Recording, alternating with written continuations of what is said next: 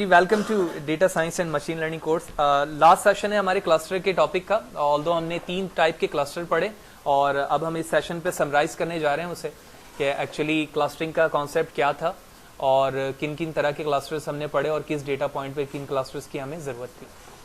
तो डेफिनेशन जो कि हमने बिल्कुल स्टार्टिंग में भी पढ़ा था क्लस्टरिंग की कि cluster is similar to classification but the basis is different, यानी जो काम आप क्लासिफिकेशन में करते हो वही क्लस्टरिंग में करते हो, लेकिन फर्क क्या है कि क्लासिफिकेशन आप सुपरवाइज डेटा पर करते हो और क्लस्टरिंग अनसुपरवाइज पे करते हो। In clustering you don't know what you are looking for and you are trying to identify some segment और cluster in your data. When you use clustering algorithm on your data set, unexpected thing can suddenly pop up like structure, cluster and grouping you would have never thought of otherwise. यानी जब आप clustering कर रहे होते हो अपने data point पे तो तुम्हें नहीं पता होता कि एक्चुअली क्लस्टर्स होके डेटा कितने क्लासेस में डिवाइड होने वाले हैं। जैसे अभी हमने प्रीवियस सेशन पे भी देखा कि जब हमें नहीं पता था कि नंबर ऑफ क्लस्टर्स कितने आने वाले हैं, तो जब जैसे हमने ड्राइव किया उसको तो हमें समझ में आया कि इस डेटा पॉइंट पे 7 क्लस्टर्स बनेंगे, लेकिन उसी एग्जाम्पल को जब हम के मीन्स पे कर रहे थे तो हमें वहां पर क्लस्टर्स की क्वांटिटी 5 पता चली। तो ये वेरी कर रहा है क्योंकि डेफिनेशन दोनों के लिए है कि हमें नंबर ऑफ क्लस्टर्स अप्लाई करने के बाद पता चलेगा कि कितने आउटकम आने वाले हैं। लेकिन सुपरवाइज लर्निंग में हमें आउटपुट में वैल्यू मिलती है कि एक्चुअली ये इंडिपेंडेंट वेरिएबल होंगे तो डिपेंडेंट वेरिएबल की क्वांटिटी या क्लास उसकी ये होगी। तो जब आप क्लस्टरिंग करते हो तो आपके पास सबसे बेसिक टाइप जो है वो 2 तरह की होती है, ठीक है। यानी आप या तो हार्ड क्लस्टरिंग कर रहे हो या सॉफ्ट क्लस्टरिंग कर रहे हो, ठीक है। अब हार्ड क्लस्टरिंग और सॉफ्ट क्लस्टरिंग से क्या मुराद है, यानी जब आपके पास डेटा पॉइंट किस फॉर्म में हो सकते हैं जब आप हार्ड क्लस्टरिंग करोगे और डेटा पॉइंट किस तरह से होंगे या सॉफ्ट क्लस्टरिंग होगी, ठीक है। तो हार्ड क्लस्टरिंग क्या है?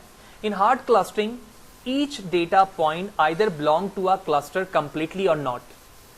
यानी जब आप हार्ड क्लस्टरिंग कर रहे हो तो इसका मतलब है कि हर एक डेटा या तो उसी क्लस्टर से बिलोंग करता है मुकम्मल तौर पे या मुकम्मल तौर पे बिलोंग नहीं करता है। For example in above example, उसको मैंने नीचे कर दिया है, customer is put into 1 group out of 10 groups, ठीक है। तो कुछ ग्रुपिंग की हुई है हमने वहां पर। तो हार्ड क्लस्टर को नीचे वाली इमेज पर अगर आप देखो तो या तो कंप्लीटली वो एक ग्रुप में हुआ है, ठीक है, इस एग्जाम्पल में तो ये जो तमाम डेटा पॉइंट है ये एक सर्कल को रिप्रेजेंट कर रहा है, तो ये सेपरेट हो गया और ये एक सेपरेट एक डायग्राम को शो कर रहा है, तो लिहाजा ये एक सेपरेट क्लस्टर हो गया। तो या तो वो कंप्लीटली एक क्लस्टर में होगा या कंप्लीट क्लस्टर में नहीं हो सकता। जबकि सॉफ्ट क्लस्टरिंग में बताया जा रहा है instead of putting each data point into a separate cluster a probability or likelihood of that data point to be in those cluster is assigned। यानी इसके लिए जरूरी नहीं है कि आपका डेटा सॉफ्ट क्लस्टरिंग में दोनों सेपरेट हो, यानी 2 तरह के आपके पास डेटा हैं डिफरेंट, वो जरूरी नहीं है कि दोनों अलग अलग हुए हैं, वो बेस करेगा उसकी प्रोबेबिलिटी पे या लाइकलीहुड पे।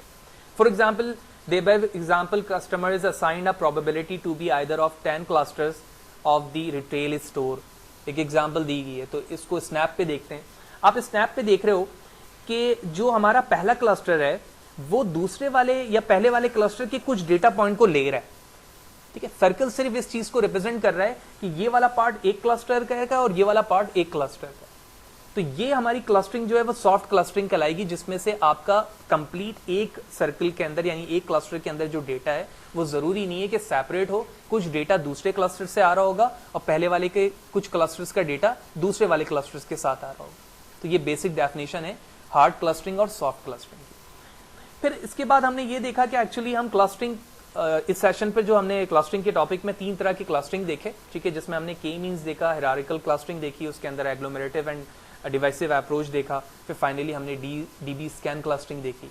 तो के मीन्स को अगर मैं डिफाइन करूं ब्रीफली तो के मीन्स के अंदर हमारे पास डेटा पॉइंट थी और हम सेगमॉइड की थ्योरी हम वहां पर सेगमॉइड को हम वहां पर इस्तेमाल करते थे और सेगमॉइड के जरिए से हम क्या करते थे, अपने डेटा को सेपरेट करते थे बाय यूजिंग डिस्टेंस फार्मूला। तो जब वहां पर हमने डिस्टेंस फार्मूले को इस्तेमाल किया तो नंबर ऑफ क्लस्टर्स की क्वांटिटी हमने एल्बो मेथड से मालूम की, ऑप्टिमल नंबर ऑफ क्लस्टर्स, और उसके बाद डेटा हमारे क्लस्टर्स में कन्वर्ट हो गए, जैसे कि आप इस इमेज पर भी देख रहे हो। इस इमेज के अंदर नंबर ऑफ क्लस्टर्स आप यहाँ पर देख रहे हो डेटा है और ये कन्वर्ट होने के बाद इस फॉर्म पर कन्वर्ट हो गया, ठीक है। फिर इसी तरह हमारे पास हायरार्किकल क्लस्टरिंग थी। हायरार्किकल क्लस्टरिंग के अंदर हमने क्या किया था, सबसे पहले हमारे पास डेटा पॉइंट होते थे, उस डेटा पॉइंट को हम ऑप्टिमल नंबर ऑफ क्लस्टर्स के लिए वहां पर डेंडोग्राम बनाया करते थे, जो कि यहाँ पर डेंडोग्राम मौजूद है। इस डेंडोग्राम पे फिर एक कट ऑफ लाइन बनाया करते थे, जैसे कि इस एग्जाम्पल पे भी है कि जो कट ऑफ लाइन होगी वो ऑलमोस्ट यहाँ पर होगी। तो फर्स्ट लाइन और सेकंड लाइन कट हो रही है यहाँ पर, तो मैं कह सकता हूँ कि हमारे पास दो क्लस्टर्स बनेंगे। तो एक क्लस्टर हमारा ए बी के साथ होगा और एक क्लस्टर यहाँ पर होगा। इसी चीज़ को अगर मैं यहाँ से देखूँ तो ये ए बी के साथ एक लाइन है और ये लाइन जो है वो इन तमाम लाइनों का क्या है, बेस पॉइंट है। तो ये C D and E F, जो कि मैं यहाँ पे भी बताया, वो एक क्लस्टर्स में कन्वर्ट हो सकते हैं। फिर डीबी स्कैन के अंदर हमने थ्योरी डिस्कस की कि एक्चुअली किस तरह के डेटा हमारे पास होते हैं, तो हम डीबी स्कैन का इस्तेमाल करते हैं।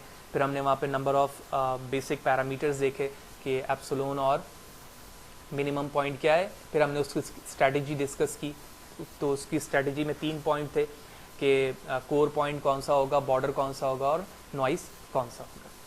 तो इन तीनों क्लस्टर्स को हमने देखा, उसकी डेफिनेशन समझी, ठीक है। अब कुछ डिफरेंसेस की बात करें तो तीनों क्लस्टर्स के दरमियान कुछ वेरिएशन है in term of the working, ठीक है, कुछ परफॉर्मेंस की रिस्पेक्ट से भी है, ठीक है।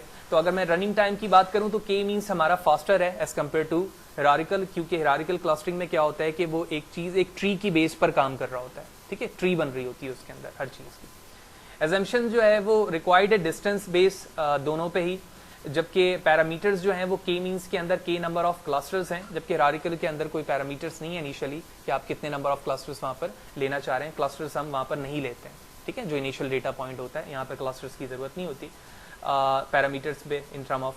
और क्लस्टर जो है subjective only a tree is return, जबकि एग्जैक्टली के क्लस्टर रिक्वायर्ड है हमें के मींस पर, और यहाँ पर सब्जेक्टिव है कि ट्री जब हमारी बनेगी हिरारिकल क्लस्टरिंग में तो वहाँ पर जो उसकी ट्री बन रही है उसकी बिहाफ पर ही हम वो करेंगे कि एक्चुअली नंबर ऑफ क्लस्टर्स कितने होने चाहिए। जबकि बात करूं मैं डीबी स्कैन की, तो वो अपना एक खास स्ट्रेंथ रखता है, जो प्रीवियस सेशन पे भी हमने डिस्कस किया कि किस फॉर्म पर हमारे पास डेटा होगा तो हम डीबी स्कैन को इस्तेमाल करेंगे।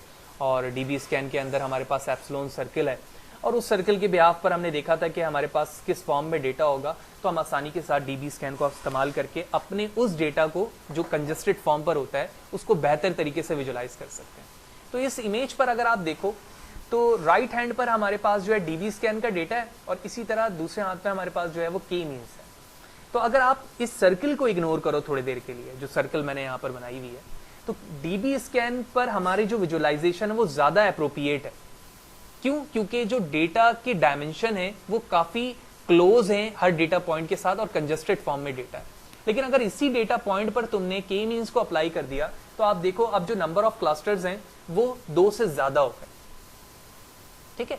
तो ये आपको वेरिएशन का ख्याल करना होता है एज अ डेटा साइंटिस्ट या मशीन लर्निंग एक्सपर्ट कि आपकी वेरिएशन डेटा में क्या है और आप किस क्लस्टर्स को यहाँ पर इस्तेमाल करेंगे तो इन फ्यूचर रिजल्ट आपका बेहतर आएगा। तो ओवरऑल हमने सेशंस के अंदर क्लस्टर्स को डिस्कस किया कि एक्चुअली क्लस्टर्स क्या है, किस तरह से उसकी वर्किंग होती है। अनसुपरवाइज्ड लर्निंग के अंदर पहला जो हमारा पार्ट था वो क्लस्टरिंग का था, जिसमें तीनों क्लस्टर्स देखे और उसको समराइज किया। नेक्स्ट सेशन पर हम क्लस्टरिंग अनसुपरवाइज्ड लर्निंग के अंदर एसोसिएशन को डिस्कस करेंगे कि एक्चुअली एसोसिएशन क्या है और वो किस तरह से अनसुपरवाइज्ड लर्निंग के अंदर वर्क कर रहा होता है।